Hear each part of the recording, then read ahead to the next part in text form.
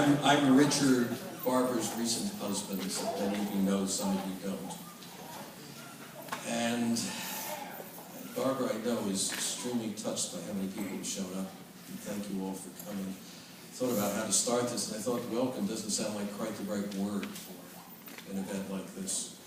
Although Barbara's been careful to call it not only a memorial, but also a celebration of Rick's life and a recognition of who he was and what value he contributed to maybe everybody. Probably some of you didn't know him, those of you who did know that. I'm going to be conducting this. Barbara put together a slideshow. This collage was made by Bunny Casper. Is Bunny here? Bunny in hand? No? Okay, well, Bunny took a lot of time to put this together. You'll see many of these individual photos in the rest of this presentation.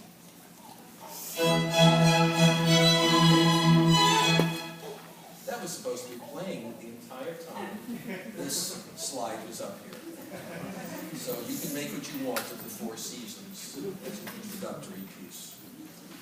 I'll remind you, if you looked at the program, when this is over, the Hamden Hall is providing refreshments across the way in the library, and Barbara and the family really want to thank Hamden Hall and their staff. They have been fantastic in welcoming her and arranging for this. And I'm supposed to be able to push this button and go to the next slide without hassle. There we are. So first, the people who are mourning most, I think we can say, are Rick's wife, daughter, and mother. Johnny's in the back with his recent grandson. She doesn't want to say anything. She's very moved. And Miranda is down here and has given us a couple of songs which we will be hearing later. And Barbara has prepared a eulogy for starters. Now, as we're going, if you read the program, not while somebody's actually up here speaking except me, if you see a picture, something that you have a story or a comment on to add, please raise your hand, and if I'm good enough to notice you, I will ask you to speak at that moment. There will also be moments where you can where I'll stop and say, does anybody have anything to add? So feel part of this. Barbara.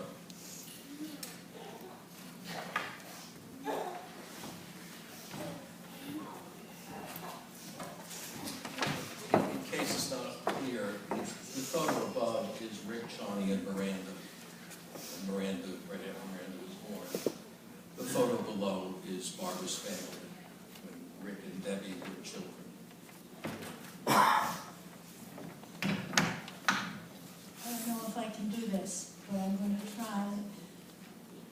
Writing a eulogy and putting together the slides of Rick's life have been very healing for me. That I'm here today eulogizing my beloved son Rick is really quite surreal to me. He and I have become particularly close over the past few years. That makes it that much more difficult for me to bear. That he and his best friend Shani remarried just 2 days before his death is bittersweet. And that his grandson Jacob, my great-grandson, also here today, was born just 11 days before Rick's death, with so little time for Rick to drink in the wonder of the sweet baby feels to me too cruel. Memories sustain me these days. It's late fall, 1969. I see Rick stumbling down the aisle, disembarking from a jet plane that brought him halfway around the world from Korea. He was arriving at JFK in the wee hours of the morning, and he was jet-lagged, and he seemed to be in a state of confusion. Erwin and I recognized him immediately from the pictures we've been given from the adoption agency Welcome House. But what's that? He's limping. No one told us about that. Well, we'll deal with it, we thought. But in the next few moments, we had the answer. His shoelaces had gotten lost at some point during the long journey from Korea, and he was shuffling around to keep both feet on, his left shoe on his right foot and his right shoe on his left foot. Later, we learned that during the long flight, the children had shed various articles of clothing, and some ended up with each other's shoes and who knows what else. I still have those little tiny shoes, along with a beautifully hand-tailored brown striped suit and the white dress shirt and tie in which he arrived. If you go to the reception afterwards, you'll see the suit, and be sure to notice that his birth mother had engraved very carefully Rick which was his Korean name, Rick Beitch, inside the jacket. I see Rick chasing the cat around our little apartment in Cheshire. Can people hear? Yeah. Okay. He had a smile of complete delight on his face, and he called out "Koyangi," which we later learned, well, we knew meant cat. That was the only Korean word we ever heard him speak. In anticipation of his arrival, we had studied a little Korean so we'd be able to communicate with him. But in an incredibly short period of time, perhaps a matter of weeks, he was speaking fluent English. As his biological clock switched over from Korean to Connecticut time, he began to sleep better at night, and his exuberance emerged. Soon he was off playing in the fields outside the apartment, chasing grasshoppers, and smiling ear to ear when he managed to catch one to study it up close. We were racially blind in those days. The fact that Rick's birth mother was full Korean and that his father was an American GI from Texas didn't seem to be of any concern to us. I remember once when we were at Everybody's supermarket, we were pushing Rick down the aisle in a shopping cart. A woman was frankly staring at Ricky, and then at Erwin, and then at me, and then back at Ricky. Eventually she realized that she was being very impolite, and she tried to cover up by stammering, "What a cute little boy, he looks just like both of you." We lived in Cheshire, which in those days was particularly racially homogeneous and ethnically homogeneous as well. Years later, Rick told us that he always felt different growing up in that environment. And hearing that was quite painful to me, especially the idea that we had chosen to live in a neighborhood that turned out to be not very diverse. Even Hamden Hall, where we are now, was not very heterogeneous back then. In fact, a few months ago, before Ricky died, he told me that when he was growing up, there was only one other person, and that's Cindy Gordon Burns, who's here today, who had a similar Asian background. What a bond they must have shared. Ricky's first school experience was a pre-kindergarten program, 2 mornings a week, at a little place called Scooter School in Cheshire. The photograph that was taken of him in an ersatz cap and gown at the end of that year is buried somewhere in the attic, waiting to be found someday when I am moved to do more than the searching that I did in preparation for today's memorial. Some months after Ricky had joined our family, a teaching job materialized here at Hamden Hall, and soon the 3 of us, Rick, his new, although a bit older sister Debbie, and I, were off together to a new world. Rick was in connecting class, which I don't think exists anymore, but it's a link between kindergarten and 1st grade. Debbie entered 1st grade. She was 8 months older than Rick. I taught math and physics in a holding pattern until a biology position opened up a couple years later. A schoolmate of Rick's, Michelle DeMusis, recalls that when Ricky was in 1st grade, and Michelle in 2nd, Rick decided to organize a few of his classmates into a band of superheroes. It's my recollection that Rick chose to be Batman because I remember creating and decorating a special cake for him, which is also still in the attic somewhere. Michelle's story is that the 2nd graders, not to be outdone by their younger schoolmates, had to do the same. So a war of superheroes erupted with shouts hurled back and forth through the doors of that 1st and 2nd grade classrooms. Does anybody here remember that time? It goes way back. Rick's world began every day at 8 o'clock in the morning and lasted until very late in the afternoon. And his world became Hamden Hall for the next 13, maybe 13 years, I think, until his graduation in 1983. During that time, he discovered many loves: art, social studies, playground interactions, and later organized sports, science, and mostly from afar, girls. During those years, our family shared many wonderful adventures together: camping, hiking, backpacking, canoeing, and more. Sometimes just the 4 of us, and other times with a group of Hamden Hall students from the outing club. And there are some of you who are here today who went with us on some of those outing club trips. By the time Rick had been graduated from Hamden Hall, he had spent time in most of North America, all but 2 of the states in the contiguous USA, as well as Mexico, Canada, and a grand tour of Europe when he was in 8th grade with our new VW Rabbit. Initially, we all slept in pup tents and later graduated to youth hostels, and then that was interspersed with an occasional modest hotel where we could shower and clean up. It was all very exciting, although in Europe, Ricky seemed not to be at all interested in what we were doing or what we were seeing. Instead, he chose to keep his nose in a book. He had finally discovered the joys of reading during that summer trip, and every free minute he was devouring Watership Down. I should have brought his old copy of it here today. Not until many years later did Erwin and I discover that Rick was only pretending to pay attention, when in fact he was drinking in every single detail of each experience. In recent years, when he and I reminisced together, he would describe to me in minute detail the various meals that we ate in restaurants, and the churches we visited, and the boat trip we took on the Rhine, and much more. So he was right in there, pretending to be aloof. Occasionally on camping trips that we took when he was a little boy, he would wander off and get lost. We realized later, after getting frantic about his whereabouts, that he was simply curious about his surroundings, and he took off to explore each new place. He was a superb hiker and a backpacker. When we used to take Hamden Hall students backpacking in the White Mountains, Rick was always at the front of the group, all except for one time, when Erwin and Rick and I found ourselves at the tail end, separated from the rest of the group temporarily. It was late afternoon. The rest of the group had already made it to our destination for the night, and the 3 of us were up above the timberline watching the horizon. We could see the hut where we were going to be staying in the distance, but we also saw a thunderstorm brewing.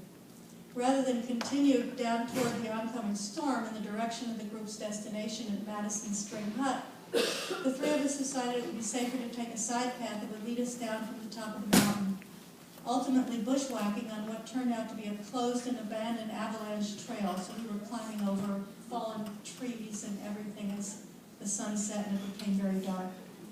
That night, while the rest of the group, including Debbie, worried about us, Erwin, Rick, and I slept under the stars in the woods. Fortunately, we had brought with us some gorp. This is a mix of crummy seeds and raisins and things, and water, and we had our sleeping bag. So it wasn't as bad as it could have been. During the night, we heard helicopters circling up above, looking for us, the 3 lost hikers. It was then that Rick, about 12 years old at the time, I think, had his first of what would become in later years many panic attacks. At the time, we worried that it might be a heart attack, that we were cut off from civilization and we could do nothing about it. When the sun rose the next morning, we discovered that we were within spitting distance of a major trail close to the Peak of Notch trailhead. Once on that trail, it was not long before we encountered our friend Solly, whom some of you will remember, carrying a couple beers in case he would run into us. Soon after, our fellow hikers, who, especially Debbie, were noticeably relieved as we calmly appeared before them. After we got back home, our family doctor checked Rick and gave him a clean bill of health. The EKG showed no irregularities. Rick's high school years, as I recall them, were rather tumultuous. Always the adventurer, and now a party animal, he tried various substances that were available to him, some licit and some otherwise. His grades didn't exactly crash, but academics seemed to take a back seat for a while. There were some courses in which he gave it his all, including the zoology course, where he couldn't afford to ignore it because the teacher was his mother. His studio art courses, and always sports. He was a superior wrestler. I was intrigued when I watched him in matches after school where I saw skill and confidence that I didn't even know existed. He also tried his hand at football, but I think his favorite sport was lacrosse, and he continued to watch lacrosse matches throughout his life. I remained in awe of what he was able to accomplish on the athletic field, particularly in light of the physical disability he had that very few people knew about. Sometime in the first few years of his life, when he was still in Korea before we knew him, he probably contracted a case of polio, and the most long-lasting effect was to impede muscle and bone growth on one side of the body. By the time we realized the extent of this bilateral asymmetry and we sought surgical intervention, we had the time to correct only a small part of the leg length discrepancy, all but about a half an inch. Although he sometimes felt aches and pains in his legs because of this imbalance, it didn't stop him from loving and participating in sports throughout the rest of his life. Another memory. On one occasion, some of you might be here who were involved in this next story. On one occasion, when I think Ricky was in maybe his early 20s, he and some friends were having a few beers and enjoying a balmy afternoon together on what they later discovered was water company property. He and his buddies were all given citations and they were told to pay a fine for trespassing. The parents of the other boys ponied up and took care of the fine. Erwin and I didn't think that was right, and we chose to tough parent. We told Ricky he'd have to earn the money to pay the fine himself. And by the way, some of you who were here didn't really give me much support for being a tough parent. I felt really guilty. He never took care of this matter, but they finally caught up with him and they picked him up in New Haven on New Year's Eve, 1 or 2 years later, and took him to jail. He was allowed one phone call, so he called his parents, sure we would bail him out. We didn't. And I think Annette will remember that night because we were trying to celebrate New Year's Eve together, and it turned out to be a pretty miserable New Year's Eve for all of us. My memory of the time sequence is a bit fuzzy here. I think he was bailed out by a friend the next day. Somebody who must have thought that we were horrible parents. As I recall, it was around about that time that he met Chani, changing his life forever.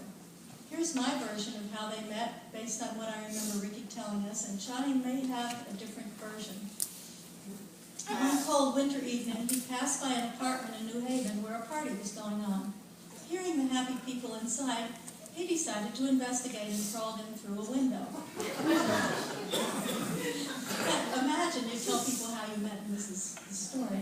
Later that night, after the guests had gone home, Chani discovered him asleep and on her bed.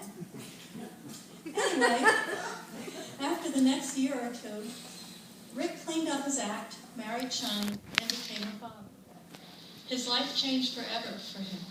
The sun rose and set on his daughter, and always did. Miranda was special from day one. An exotic mix of her parents' and grandparents' ethnic backgrounds, a gorgeous mix of genes from Peru, Korea, the U.S., and probably other parts of the world that I don't even know about. Challenged by forces beyond her control, neurological and hearing problems that could trigger seizures and related episodes when she was young, she worked her way through multiple traditional classroom settings and by herself became a voracious reader. Thanks to the determined and ongoing support of her parents and her own resolute engagement with life, Miranda has turned out to be one of the most sensitive, empathetic, and compassionate young women I know. Her infant son, Jacob, is truly lucky to have such a caring mother. Like most other couples, Ricky and Chani had some rocky times in the early years of their marriage. They separated for a while but remained friends and were always passionate about co-parenting Miranda. They raised her in the Northeast, first living in several locations in New Haven, and then in Spanish Harlem, and then on to South Norwalk in Connecticut, where they lived for many years. We would all get together from time to time for family celebrations. December holidays found us in the Boston area, where Debbie's 2 children, our grandchildren Andy and Sarah, both lived. We stayed at a very favorite hotel in Peabody, north of Boston, which had a huge indoor pool where the 3 grandchildren loved to swim together and improve their underwater skills, and talk to the parrot, who seemed to be there every time we came to visit. Sometimes we went into Boston together to the aquarium, the Children's Museum, and other favorite places they liked to go. Every February, we gathered in New York for our annual birthday bash. Ricky's birthday was February 1st, followed in short sequence by Andy and Sarah's respective birthdays, and Miranda's half-birthday, and then my birthday in early March. We celebrated all the birthdays by going out to dinner together in the city and then to a Broadway show. Rick was a visual person all his life, and he loved the details of the spectacular sets of shows such as Lion King and Cats. We always tried to sit as close to the stage as possible so the kids would feel part of the action. In fact, I remember once, right on the front row of cats, a cat popped right out and started preening herself right in front of Ricky. He thought that was really cool. The very last birthday bash was in February of 2010, following on the heels of Erwin's death. Ricky and Miranda, Andy and Sarah, and I convened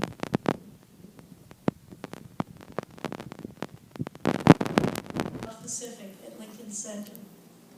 I remember after that first act and the intermission, Ricky questioned my choice of the show. He commented that it had an outrageously racial overtone. He did feel a bit appeased at the end of the last act, but I'll never forget the guilt and anxiety I felt at his initial reaction. That weekend in New York just wasn't the same without Erwin, and I realized that I couldn't carry out that tradition in his absence.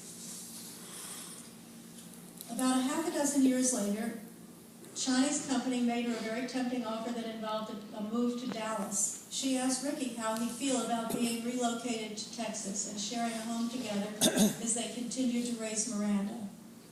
I'm sorry this is so long, guys. I just had so much I had that I remembered about Ricky and that.